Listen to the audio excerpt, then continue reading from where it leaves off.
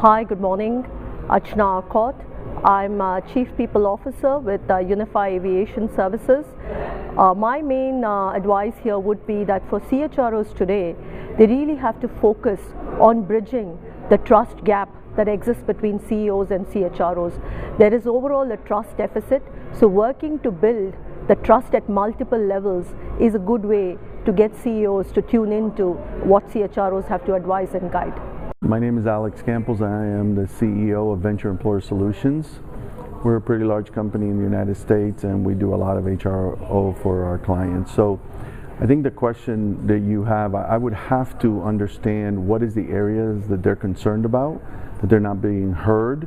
Because normally, at least in my case, I am very open to listening to our Chief People Officer and try to understand what the issues are. I think depending on the issue, is it back to work, back to the office? Is it a remote work? What are the concerns that they have?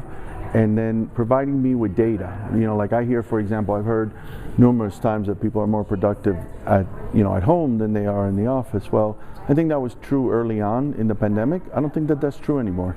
I think the data does not support that. I think that we have ample data to compare one from the other. So when the HROs are advocating, hey, I think we should be a remote workforce, obviously they're going to get pushback from the CEOs because they're seeing data that's not supportive of that. So I think data and having concrete information goes a long way for a CEO to be able to be more open to those kinds of questions or concerns. John Lowe, Chief People Officer for Daily Pay. And one of the ways that has been helpful to me in being able to get through to my CEO and all of our stakeholders is coming from the vantage point of a business operator first and making sure that the translation work is actually driven by me and I own the translation into terminology that they can go and consume and that resonates with them. I think that in a lot of cases HR professionals have a tendency to go and speak HR to everyone and suddenly it's just like you're one person speaking Romulan and the other person speaking Klingon, and then you're like, well, why aren't we communicating very well?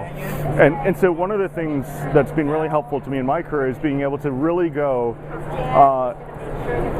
and own that piece around translating it into business terms, translating it into things that are very tactical and consumable by my leader. And in a lot of ways, that's the piece that fosters trust, which I think is ultimately the underpinning of being able to move away from transactional interactions. I'm Mike Tringe. I'm the CEO of CreatorOp. We're a studio as a service solution for companies to create all types of digital content, leveraging our global network of creative professionals and generative AI.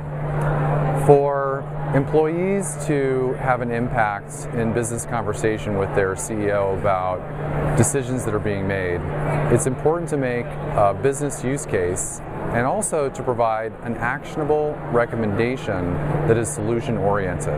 Oftentimes the feedback that is delivered to the CEO in terms of what's going on in the workforce is given in more of a format that feels like a problem. And there are lots of challenges and lots of problems, but what a CEO really wants to hear from their managers and their directors is, what is the business problem that you're solving for the business, and what recommendation do you have to solve for that is functional and works for the business? Hello, my name is Karina Cortez and I'm the Chief People Officer of Cornerstone.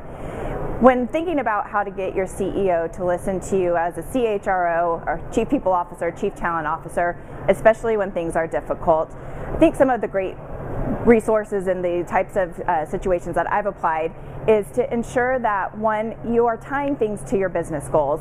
If you're just coming at things from just an HR perspective, it's harder to make the case for whatever you're trying to do. Also, I think secondly, nothing can beat building that good rapport with your CEO. And third, and related to that, is that sometimes you need to figure out that right moment to go into the CEO. If they look like they've been having a tough day, a bad day, probably not the right time to go in. Time those conversations correctly.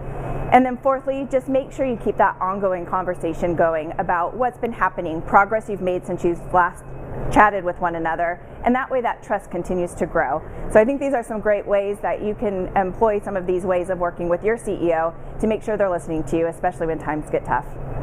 Dan Kaplan. I'm a senior partner in the HR practice at Korn Ferry. My advice to CHROs today is don't fall in the trap of the seagull syndrome. When you're dealing with your CEO, the last thing they want is more problems dumped on their desk. Come with solutions, not problems. And if the issue of the day is RTO, don't let that be the only issue. Don't become nails on the chalkboard to the CEO, where every conversation you're pushing back. When CEOs are tired of the conversation, they're losing empathy, they don't want to hear about it. Come with a set of issues to talk about and make sure you have solutions for each of them.